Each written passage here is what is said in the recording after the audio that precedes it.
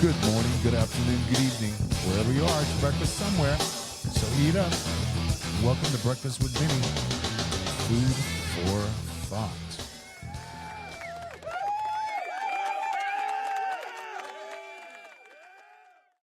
Today, my very special guest is a musical artist, singer-songwriter, as well as a medical doctor from Cairns, Australia, whose lyrical content you're unlikely to find anywhere else, if anywhere else. Please welcome truth seeker and truth teller, Iyah May. Hi, Iyah. Hi, how are you? I'm good. How are you? I'm good. I'm good. Good. Thanks so much for being here today and joining me. I really appreciate it. Absolutely. It's a pleasure. Yeah, yeah. So, you're Aussie as well as my wife is Aussie. It's wonderful, and I'd love to before we get into this, I'd like to ask you a few things about yourself. So, and I'm sure you've gone over this ground many, many times. So, forgive me if you have to try this again. It's all right. But but yeah, yeah, yeah. But it's really fascinating because you are a musical artist and you're a singer-songwriter, but you're also an actual medical doctor. And probably many people they may not realize this. And I think, rather than that just being a feather in your cap, I'd like to kind of dive into that with you a little bit if you don't mind. Yeah. Yeah, sure. So you actually started did you start out being a musician and just decided to go to medical school as a plan B, or were you sort of like, well, I'm going to be a doctor, and then the music thing just happened? How did this all come about? Yeah, it was actually the latter. So I chose to go to medical school. And then towards the end, I started getting a little restless and like, I've got a good life and I feel content, but I feel like there's something missing. And that's when I started this music journey. So it was, yeah, I'd done music a little bit as a teenager, but nothing really. And yeah, so I kind of jumped into music once the medicine was totally almost underway. Okay, so you weren't writing songs before, right? No, I started in med school. Okay, great, great, excellent. But it had nothing to do with the stuff that sort of stuff that you're writing now that I want to talk to you about, right? It was very different, vastly different before 2020 or whatever it was. Yeah, Yeah. 2020. That's the year. Yeah, yeah, when it all happened. Yeah, I know. We've all felt it. So okay, so you started writing in med school, and then you actually became a doctor. You were an ER doctor, is that right? Yeah, so I worked in the ER, I worked in hospitals. You kind of in your residency in Australia, you move around different areas, and so I did that for a while. And then yeah, I've dabbled in a few different things. Hmm. Okay. Were you in kind of like in the front lines when it all happened? It all happened. Oh yeah, I was in the ER department or the ED in Australia during COVID, and then little clinics and yeah. Your medical degree, you were actually practicing as an internist, or what was your sort of specialty? Oh, so you do a year as an intern, and then you do residency. And I circulated around hospitals for a while, and now I'm doing more like clinic work, holistic work, functional medicine kind of stuff. And I think I'll stay in that lane for a while because I'm just trying to focus on music mostly at the moment. But I'm really interested in like natural health and how we can heal our body with food and well-being Hmm. and mental health, and I guess that crosses over with my music a lot. Right, great, excellent. I mean, you're so. I want to dive right into Karmageddon because this was, I'm sure, a big sort of an explosive kind of thing for you, where it was a very daring thing to do at a time when most people were just sort of adhering to this narrative. Many people that I know and that we all know, it was, there was a lot more division happening. And when you wrote that song, did it have something to do with events that happened to you that were immediately cathartic, or what exactly brought that on? I think it was a culmination of all the things that was happening to me as a doctor, to me as an artist, to the people around me, to the industries, and it was just the desire to speak about it and to be daring and to be bold and to say it how it is. And I wrote it with my music producer, Danny. And we just sat there one day and we're like, let's just lay out all the shit that's going on in the world, line for line, and not even in an attacking way. It's just like a conversational way. Because there was anger there and there was frustration in so many of our hearts. And I just wanted to just start that conversation in a song, and it just built and then took on its own journey. Gotcha, gotcha, yeah. Because you had a situation where you actually, um was your medical, career jeopardized at all because of, it for any reasons like you not being compliant or speaking out against things that were happening? Did that affect your medical career at all? Actually, it did, yeah, and that was part of the inspiration. Um, yeah, I haven't really disclosed as much, but I did lose my job for a while because I didn't support the mandates and I didn't support the treatment and I didn't go ahead with the narrative in the way that we were expected to from the medical board. And that really opened my eyes. Like, are we doing this for the government and the industries, or are we actually doing it for the people because we care? And it doesn't feel like we are doing that. So that was a big personal thing for me that I had to really deal with, and it really affected my life. So Or sure thing, yeah. Yeah, I'm sure. I mean, for me, the same thing happened with me, not as a doctor, because 'cause I'm not a doctor, but as a citizen, I didn't go along with the whole thing, and I just thought, "Wait a minute, this is what?" And yeah, I just think it's a normal thing to question things and just have this critical thinking apparatus, and, the whole thing that happened with the prescribed sort of solution was not something that I was resonating with. But it was really interesting because it was a very divisive, it caused a lot of division, and it still is. It's persisting, and I think that it did its job very, very well. I mean, it took me a while to sort of publicly disclose. Listen, you know what? I didn't take this jab, and you know what? If you want to do it, you go right ahead. But I should have the freedom not to. And my wife and I both noticed that, because we were paying attention to what was happening in Australia and New Zealand, and we were aghast at what we were seeing.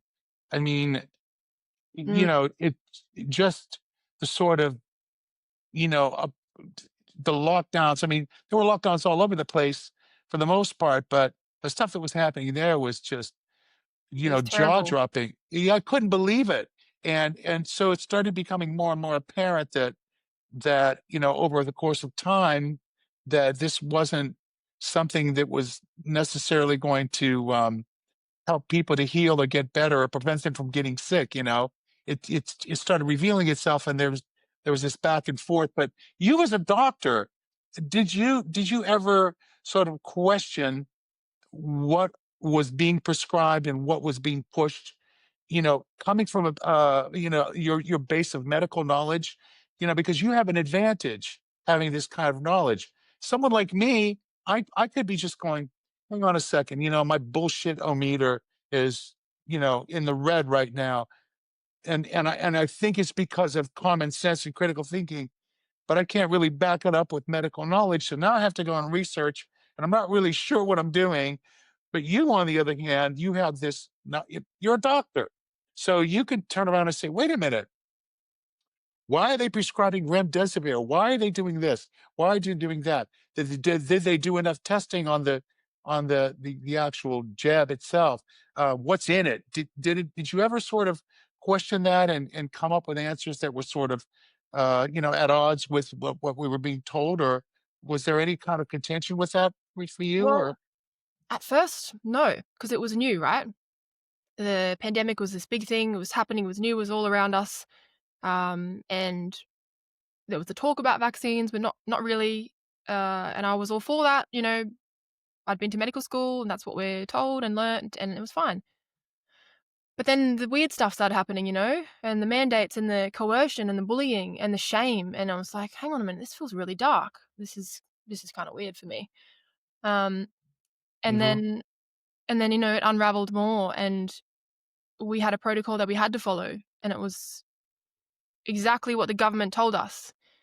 And the medical board followed them, and the World Health Organization.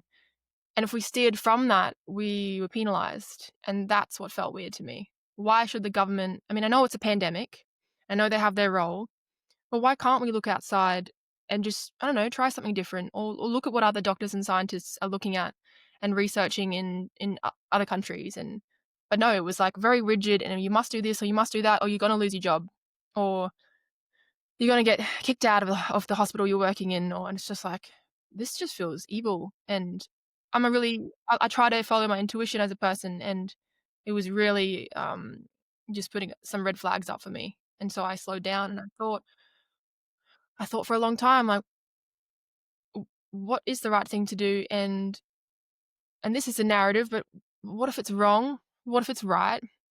You know, the critical thinking that we all should be doing. And what are they putting into these vaccines? It might be great, and it might be terrible. There's not really any studies done. So, you know, we don't really know. And we're just kind of guessing here, and we're following a government board. And it felt wrong and rushed, and it felt weird. Just to me. Yeah. Sure. And when it started feeling weird to you, did you investigate that at all? Did you sort of want to investigate your hunch and see what may have substantiated it at all? Yeah. Well, there wasn't really much information out at the time. And I mean, you'd speak to your colleagues as well, other doctor friends, and some would be like, yeah, this was a little weird to me too. And some would be like, come on, like, you're being a conspiracy theorist. Like, this is what we have to do, and stopping and whatever, whatever, whatever. So there was a divide for sure within our cohort as well. Yeah, But yeah, I can I see guess, that. yeah, yeah. And I was just gonna say, like, I guess as doctors, we kind of, maybe it's a young doctor thing, but we feel pressured to, we have to follow the policies we're given and the protocols, and we had to get the jab to work. And that's not just with doctors, that was everyone, you know. So we Hmm. didn't really have much choice. Mm. Right, right, right. Did you start noticing shortly after this sort of do as we say or else, that what they were recommending may have been ineffective, or did it seem to be working, or was it too soon to know? You know what I mean? Mm. Well, it's hard to say because that was a time when there was just so much information on both sides floating around, and it was just hard to identify what's truth and what do we actually do and what do we actually know. But Hmm. I did feel like it was very much, these are the vaccines, take it. Don't even think about anything else. If you say the word ivermectin, you're a conspiracy theorist, you know? It was very one way, and I thought, who's funding these vaccines? I mean, that's just my mind going off, you know, like, who the hell is actually behind this? Is there like a financial connection here? Like, who's behind this with Fauci? And he just gave me the irk from like day one anyway. So I was just on my guard. Okay. So at some point, this must have clicked for you where you just went, hang on a second, I'm calling BS. And I mean, that's a question actually I'm asking you. Yeah, it did. It actually did. I was like, nah, this is this is cooked. This is not right. This isn't. Right. I mean, that's all of that stuff is it's evidence in your lyrics. You know, your lyrics kind of spell it all out. And I'm just wondering, what was it, or what sort of events caused you to come to this? Because there it's I mean, when I saw the lyrics to your song, and I heard this song and the lyrics, I just thought, okay, in my opinion, I happen to agree with that. And she's wow. Okay, that's ballsy. Good for her. You know, good for her. Tell the truth. Tell the truth, girl. You know, but I'm just wondering, at some point, you must have put two and two together, or done some research and said, wait a minute, because you're talking about, like in your lyrics here. If I mean, I have to find the line where you say that, yeah, man-made man-made virus, watch the millions die. And for the longest time, the narrative was, well, there was this wet market and a bat. No, it was a pangolin. No, the bat and the pangolin got together and they made some weird, and all this kind of. Meanwhile, there was this lab, and it couldn't have happened. It came from nature. And then it was like, okay, okay, okay, Mm, okay, yeah, it did. It was okay. It leaked. Okay. You know what I mean? Because mm, enough people were just saying, nah, nah. Mm. And you're talking about big pharma and the money they're making and millions are dying with the profits. And it really seems like an evil thing to me. And I started seeing that myself, and I have to applaud you for doing this because like I say, for me alone, I thought to myself, man, if I come out and say this, I'm probably going to get crucified, or not. But then I thought, you know what? Oh well, his sides were taken. Oh, he didn't take the jab. He's a leper. Let's ostracize him. Make Yeah. sure we keep him far away from us. Stay away from us. And I'm thinking to myself, wait a second, make this make sense. Let's see. You're jabbed, you're protected. I'm not. Who's at risk here? You or me? Mm. Answer. I'll take me for 500, Bob. You know what I'm saying? It's like it, it, Makes it just sense. didn't Yeah. make any sense at all. But nobody cared about sense or common sense or reason. That was all out the window. And really, I think that I'm just throwing in my 2 cents here that if you're going to try to upset society that way, yeah, introduce something and that's going to threaten people's livelihoods and their health and their well-being, and watch what happens, how they're going to turn against each other if they don't comply. It's like, how dare you? You're going to make me sick because that's what we're being told. And, Yeah. at the end of the day, we now know that, if that wasn't a purposeful tactic, it sure was a brilliant one. And it sure worked like a charm. You know what I mean? And whether or not it was a purposeful tactic, who knows? But, Mm. I, Sad, I'm, isn't it? I'm yeah, it really was sad. And I think that, you took a chance doing this and coming up with this song, and it's not the only song that you have in your repertoire where you're speaking on things like this. I mean, I was looking at another one of your songs, Everything's Fine, and it kind of takes it and expounds on that Karmageddon theme a bit, and I'm just you took a huge chance, but you have a pretty large following now, don't you? It's because I took the chance and that the risk. People appreciate someone saying things how they are and fighting for truth. And this wasn't even in my radar like 5, 6 years ago, It's just, I mean, some of my other songs that I released a while ago, like they weren't to do with this kind of stuff. But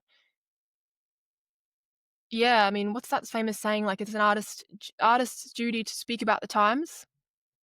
And I saw that Yeah, during the release of Karmageddon, and I thought Nina Simone, yeah, and I think, and I thought that's interesting because these times are, we don't know what the hell is going on. There's so much crazy stuff out there. There's just so much division. There is so much pitting of the left and the right against each other, which is, I find, so disheartening because most of us are fighting for the same thing. We're fighting for good, and it's a good versus evil battle to me, not this friggin', I don't care if you're a Republican or a Democrat. I'm gonna love you the same.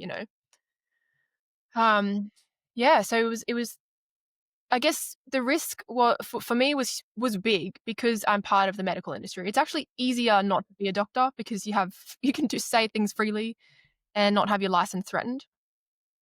But it also gave me this credibility because I'm speaking and I'm from that world and I'm speaking against the stuff that's happening in that world. And I think people appreciate just some clarity in that noise. And many people have messaged me saying that my songs have given them a voice when they felt helpless and lost in that. And that's how I felt. I felt helpless and lost too. So to be able to put it into art is such a beautiful blessing for me, and it's an honor. And I feel inspired still to speak about the stuff going on in the world. And I'm actually going to go to the studio today with Danny Duke, and we're going to write more stuff because it's like more stuff is happening in the world, and we should speak about it. And although we're kind of being censored in some way still, a bit of that's going on. yeah, Um, to what degree, I'm not sure. My stuff's been censored for sure. But now is the time, I believe, for independent artists. We have we can build our followings, we can build our connections. We don't need these huge labels so much anymore. We can get our private investments and funding and whatever we can to just slug it out. And I feel like speaking the truth is so fun and so rewarding and hard at times. But it's like it's such an important thing to do right now. Amen. Amen. And you're doing it. And I applaud you hugely for that. And I think that, I've often poo pooed social media in a lot of ways for, just look, there's good aspects and bad aspects to a lot of things. So, but the good thing is that you are able to rise to where you are and continue your rise through social media and being an independent artist, and that's in your favor. It's all in your favor. You have a voice, and you can put it out there, and people have it. And I think that by you doing it, you're getting people texting you and saying, oh, thank you for speaking out, and it empowers people.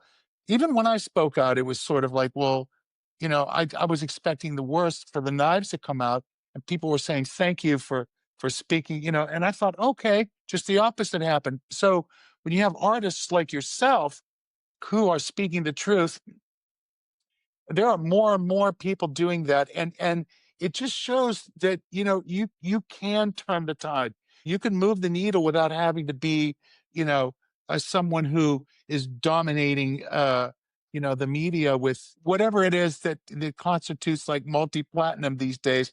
I don't know if that means how many streams you have or what that is anymore, but there are, the media machine has created a few superstars that are dominating, who are doing the exact opposite of what you're doing. You know what I'm saying? But I think more and more, I see more and more people trying to stand up for it. And I mean, do you see that? Do you see more independent artists that are sort of coming out and speaking the truth to power and speaking the truth? A little bit. Uh, yeah, I've noticed some really great artists that I've just discovered in the last year speaking out. Um, I, I think the more artists speak out, the more others will feel encouraged. I think Absolutely. the timing too, like saying if I had released this song in 2021, 2, 3, like I reckon it would have been not accepted. Like people would come down so hard on it. But I think after everything that's unfolded and people are waking up and realizing what the hell is going on in some sense, it popped at the right time. Uh, but I love that. I love it when I see an artist speaking out or not even doesn't even have to be political, but just speaking for the light and speaking for goodness and just that stuff to me is like that's why I did medicine. I did medicine because I care about humans and it's like I'm into humanity and I'm not even just saying that. I know it sounds cliche, but I really do No. want the best for the world and the environment and people and animals and it's like it makes me upset to see the world in its state now and the health problems Yeah. and the disease skyrocketing and it's like how do we get here? Let's take a step back and get back into nature and build our communities again and get the basics like good food not covered in all the pesticides and put our feet in the soil and get some sunlight and get rid of these blue light devices that we have around us all the time Yeah. um, and I see more people speaking about that stuff and about health and about well-being, and I think that seems to be uprising so much because people are recognizing that's what we really need to heal now, and that's so awesome and it's so beautiful to me, and I see other doctors more and more doing it, and I'm just like, yes, like rooting for them, you know? So if they win, we all Yes. win. Amen. Amen. And you talked about, that's beautifully said, and that's a great mission to be on, and I applaud you for that as well. We talked about censorship a little bit, and right now it's really kind of interesting and frightening to see what's happening, whereby there are people in certain parts of the world, governmental figures, that are trying to push for that. And for example, I saw something was happening in the UK just recently in the last couple of days, where by it was announced that there would be some kind of mandate to have a digital ID, and that's really. no bueno, any way you slice it. And like as you well said, I don't care if you're a Democrat, Republican, liberal, conservative, labor, whatever you are. It's just it's just not good on any level. It's not beneficial to a human being on any level. Rather, it just makes them more vulnerable to control and hacking and oppression and manipulation. And that's rather obvious. But my point is that people are waking up.